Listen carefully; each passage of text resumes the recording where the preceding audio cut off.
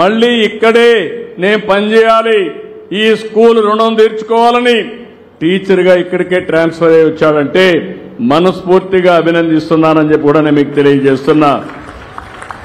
ఈరోజు సర్వేపల్లి రాధాకృష్ణ ఒక విద్యార్థికి మిత్రా కిట్ ఇచ్చారు. ఒకప్పుడు మీరు కడాన పిల్లలకి ఇస్తే పుస్తకాల పైన బ్యాగ్ కూడా వదిలిపెట్టలేదు, దానిపైన కూడా బొమ్మ వేసుకునే పరిస్థితికి వచ్చారు.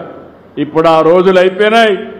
ఏ బొమ్మ ఉండదు, విద్యాలయాల్లో రాజకీయాలు లేవు. నేను ఒకటే ఆలోచిస్తున్నా, ఈ పిల్లల భవిష్యత్తు బంగారు భవిష్యత్తు చేయడమే కాకుండా ప్రపంచంలోనే చురుకైన యువతగా తయారు చేసే బాధ్యత ఈ ప్రభుత్వానికి. అందుకని ఏవైతే నిర్లక్ష్యం చేశారో అవన్నిటిపైన విద్యార్థులకు అందరికీ కిట్లు అందించాం.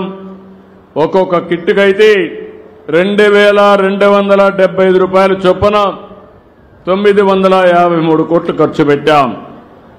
ఇవన్నీ కూడా 1-8 వరకు, అదే మరి 120 స్టిచ్చింగ్కి మాత్రం 120 రూపాయలు, 9-10 అయితే 240 రూపాయలు స్టిచ్చింగ్ అయ్యే పరిస్థితికి వచ్చింది. నోట్ పుస్తకాలు కూడా నేను చాలాసార్లు చూసేవాడిని.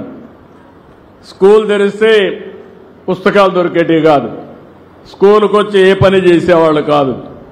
ఈసారి పాఠశాలలు ప్రారంభోత్సవం ప్రారంభించగానే మీకు పుస్తకాలు అందించిన ప్రభుత్వం ఈ ఎన్డీఏ ప్రభుత్వం అని చెప్పి కూడా నేను మీకు తెలియజేస్తున్నా. గత ప్రభుత్వం మధ్యాహ్న భోజనం రద్దు చేశారు. నేను వస్తానే మధ్యాహ్న భోజనం కూడా మళ్ళా తిరిగి ప్రవేశపెట్టాం.